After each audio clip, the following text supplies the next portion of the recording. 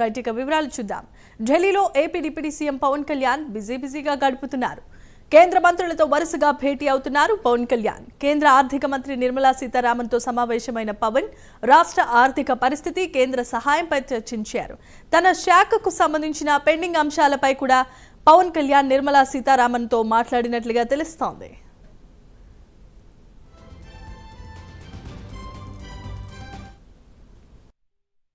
Finance minister శ్రీమతి నిర్మలా సీతారామన్ కలిశాను.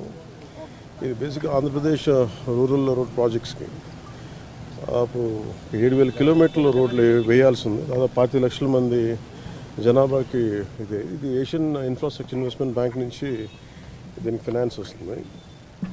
గత ప్రభుత్వం డబ్బులు పే చేయక, అంటే అసలు మనకి మ్యాచింగ్ గ్రాంట్స్ చేయక అవన్నీ మన రీఎంబర్స్మెంట్ మోడ్లోకి వెళ్ళిపోయింది. ముందు మీరు పని చేసిన తర్వాత ఇది ఇంతకుముందు పని చేయడానికి అడ్వాన్స్ ఇచ్చేవాళ్ళు. వీళ్ళు సరైన టైంలో సకాలంలో వీళ్ళు గ్రాంట్ పే చేయక ఇప్పుడు ఏమైపోయిందంటే అది మీరు డబ్బులు ఖర్చు పెట్టండి ముందు, తర్వాత రీఎంబర్స్మెంట్ మోడ్లోకి వెళ్ళిపోయింది. అలాగే ఆ టైం లైన్ కూడా అయిపోయింది వాళ్ళు పనులు చేయక.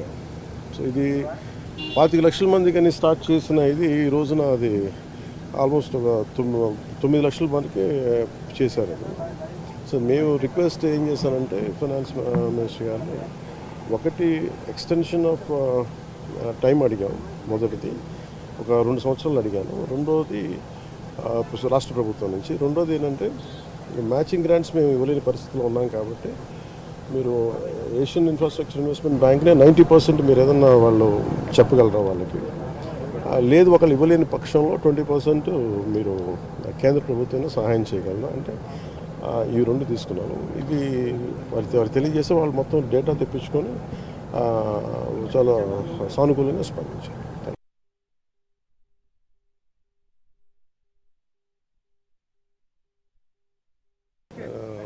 ఫైనాన్స్ మినిస్టర్ శ్రీమతి నిర్మలా సీతారామన్ కలిశాను. ఇది బేసిక్గా ఆంధ్రప్రదేశ్ రూరల్ రోడ్ ప్రాజెక్ట్స్కి దాదాపు 7,000 కిలోమీటర్ల రోడ్లు వేయాల్సి ఉంది. దాదాపు 25 లక్షల మంది జనాభాకి ఇది ఏషియన్ ఇన్ఫ్రాస్ట్రక్చర్ ఇన్వెస్ట్మెంట్ బ్యాంక్ నుంచి దీనికి ఫైనాన్స్ వస్తుంది. గత ప్రభుత్వం డబ్బులు పే చేయక, అంటే అసలు మనకి మ్యాచింగ్ గ్రాంట్స్ చేయక అవన్నీ మన రీఎంబర్స్మెంట్ మోడ్లోకి వెళ్ళిపోయింది. ముందు మీరు పని చేసిన తర్వాత ఇది ఇంతకుముందు పని చేయడానికి అడ్వాన్స్ ఇచ్చేవాళ్ళు. వీళ్ళు సరైన టైంలో సకాలంలో వీళ్ళు గ్రాంట్ పే చేయక ఇప్పుడు ఏమైపోయిందంటే అది మీరు డబ్బులు ఖర్చు పెట్టండి ముందు, తర్వాత రీఎంబర్స్మెంట్ మోడ్లోకి వెళ్ళిపోయింది. అలాగే ఆ టైం లైన్ కూడా అయిపోయింది వాళ్ళు పనులు చేయక.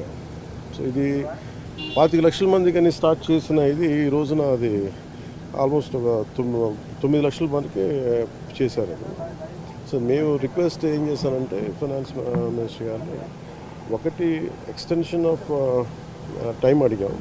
మొదటిది ఒక 2 సంవత్సరాలు అడిగాను. రెండోది రాష్ట్ర ప్రభుత్వం నుంచి. రెండోది ఏంటంటే మ్యాచింగ్ గ్రాంట్స్ మేము ఇవ్వలేని పరిస్థితిలో ఉన్నాం కాబట్టి మీరు ఏషియన్ ఇన్ఫ్రాస్ట్రక్చర్ ఇన్వెస్ట్మెంట్ బ్యాంక్నే 90% మీరు ఏదన్నా వాళ్ళు చెప్పగలరా వాళ్ళకి, లేదు ఒకళ్ళు ఇవ్వలేని పక్షంలో 20% మీరు కేంద్ర ప్రభుత్వాన్ని సహాయం చేయగలరా అంటే ఈ 2 తీసుకున్నాను. ఇది వారి తెలియజేస్తే వాళ్ళు మొత్తం డేటా తెప్పించుకొని